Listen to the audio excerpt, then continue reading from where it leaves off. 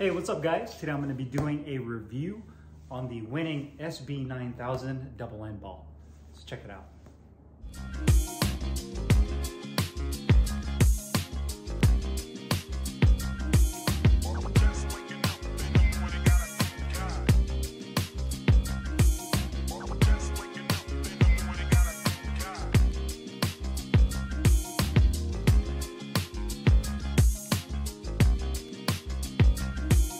All right guys, so before I give you guys my review on the SB-9000 ball, let me go ahead and give you guys a close-up on how I have it set up in my garage. So obviously the main thing is going to be the ball itself, which is 2.75 inches in diameter. It's constructed of this synthetic leather.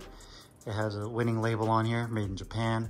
And then the top and the bottom actually have these eyelet holes where basically this is like paracord. It's a stretchable bungee cord type material that goes through the inside of the ball, and it is fixed on there. So the ball can't move up and down on this paracord or this elastic cord. It stays in one place. I have it tied off to this bottom plate. I have that D-ring right there, and I just have it not tied into it.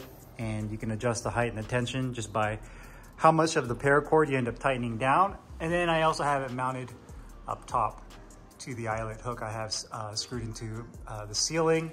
It also includes these brass colored or gold colored eyelet hooks that you can screw in the wall. So I screwed one opposite ends on one side of the wall here, and then I also have it screwed in on this side. So I can use this double end ball horizontally as well as vertically, like most double end bags. So I have it set up that way. So let's go ahead and do the review. Hey guys, Carlo here, and today I'm doing a review on the winning SB-9000 double end ball. This ball retails for $50 through websites such as Kazuji, Winning USA, and other websites that carry winning products. It is made in Japan. It utilizes a synthetic leather outside casing with a diameter about 2.75 inches. So it is a little bit smaller than a tennis ball if you're looking at it from a comparison standpoint. I'd say that size-wise it's more comparable to like something you would find like a racket ball. Those blue rubberized racket balls is kind of similar to the size of this. It does have this made in Japan winning tag that is attached to the side that shows authenticity.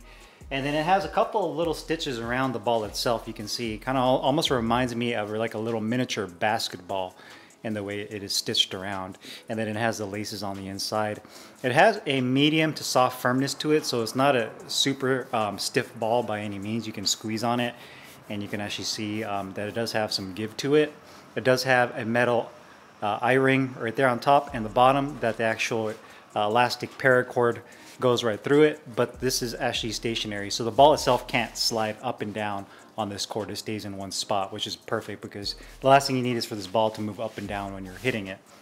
It does come with this very, very long paracord. I'd say at its maximum length, it's about 12 to 13 feet in length, so it definitely should be able to accommodate you know, floor to ceiling heights of all different sizes. So obviously if your ceiling is shorter, then you can use a little bit more. You'll have extra slack. Or if it's taller, then you can just pull it out. But it is completely stretchable, so the elasticity in it is very nice, and you can get a real custom height and tension with it. What's also included, aside from the ball and the cord itself, they give you these two gold eyelet hooks. I actually pulled them out of my wall just to show you guys. Pretty basic. You can find this at any hardware store, but they include it so that if you don't have any eyelet hooks and you need to install it, you already have it. That's part of the kit. So if you have drywall, you can screw it into your drywall, wood, whatever it may be. You have these eyelet hooks. I personally like these because I installed them on the opposite sides of my garage, and I use them horizontally. So instead of just using it like a standard double end ball like you see here, you can actually have it stretched out horizontally and then work on your boxing skills that way. And it has a much different rebound and feel. It's a little bit more erratic and definitely more challenging than the standard setup you have here. So you have these two gold eyelet hooks, and then it comes with this bag, the Ziploc bag, which is what Winning pretty much includes in all their smaller accessories. It's a clear bag. It just has the Winning stickers right there, SB-9000, Japanese font, as well as, I'm assuming, some instructions. And it also comes with these white laces as well. And one thing you'll notice about the laces that it includes, and I'm assuming this is maybe to give you some extra length, I'm assuming, but one thing that you'll notice, and this goes even for winning boxing gloves, is that the laces they include, they never have plastic tips on them. They're always just the laces itself, and then they cut them, and that's pretty much it. So just one of those things for authenticity when it comes to winning is that they don't use plastic tips on any of their equipment, especially their boxing gloves. And I think that has to do with just making sure that if you're using the gloves for sparring, that the plastic doesn't end up cutting your sparring partner open. So the bag, laces, the 2 gold eyelet hooks, the ball, and the elastic cord. Now, when you're hitting it, one thing about this compared to a standard double end bag is that this is much more precise. And honestly, it's a little bit harder to hit because of the size of it. One other thing too to keep in mind is that if you're using larger gloves, like 16 or 14 ounce gloves, you can definitely hit it, but you don't get the feedback. And because the ball is so lightweight and small, when you hit it, you don't really get that feeling you get out of like when you hit a double end bag, where you make that nice pronounced popping sound. With this, it's much smaller. So me personally, when I use this ball, I like to use either my bare hands, or I'll use more compact bag gloves like these RB60s I have here. So to me, this is better because it's a little bit better for precision work, and it's a little bit easier to feel and hit this double end ball compared to using a larger pair of gloves. Now it's completely up to you, but that's just me. But when you're using this, you can see it has, you know, similar properties as a double end bag, you know, back and forth. Now the trajectory at which the ball rebounds back and forth can be sped up or slowed down or lengthened just by the tension on this cord. So obviously if this cord is more taut, you'll see that the ball doesn't have as much rebound. It's a little bit faster when it comes to the rebound, where if it's a little bit looser, when you hit it, it has much more rebound. Me personally, I like it when it has a little bit more rebound because it's a little bit more realistic and it forces you to utilize your defense and your head movement. If it's a little bit too tight, then it's just gonna kind of stay in the one spot and move quicker. So to me, when you have it set up, this to me is like a good amount of rebound distance. You know, you're looking at maybe 1 foot to 2 feet total with rebound. And you can see that it also has a little bit of a hoppiness to it, where a double end bag pretty much stays, you know, on the same plane when it goes back and forth. It doesn't really have this bobbing up and down kind of movement. With this, because of the paracord, is a little bit looser feeling, if you want to call it, compared to like a rubberized bungee cord. You get a little bit more of an erratic movement. Where I find this beneficial compared to the double end bag is if you want to work precision, or you're getting bored of using a double end bag and you want to challenge yourself a little bit more. And I definitely feel you'll get it with this bag. You can really work on precision, or if you're maybe a bare knuckle fighter and you're getting into some kind of bare knuckle fighting, street fights, whatever, I don't condone that. But if you are and you're using just your bare hands and not using gloves, this also can be a great tool for that, because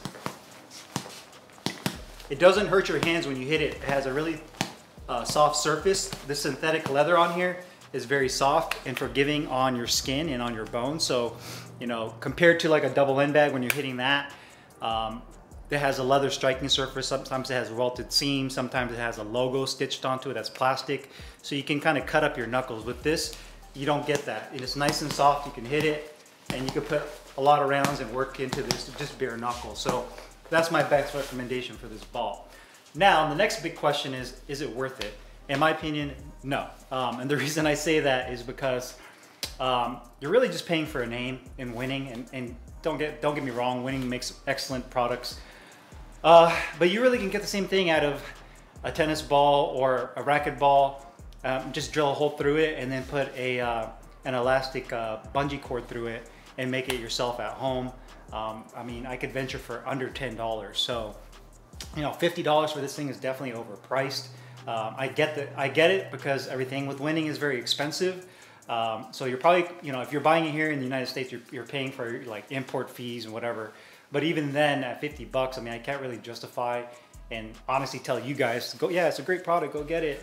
When it's $50 and essentially you can get the same performance from a tennis ball or any kind of foam ball that's this size and this weight with an elastic cord that just kind of goes right through it. So that's really my thoughts on it. It's a nice product. I just don't think it's worth $50 for essentially a double end ball that you could replicate for a fraction of the price. But you know, I'm going to continue to use this thing. I love having it as part of my rotation with my standard double end bag.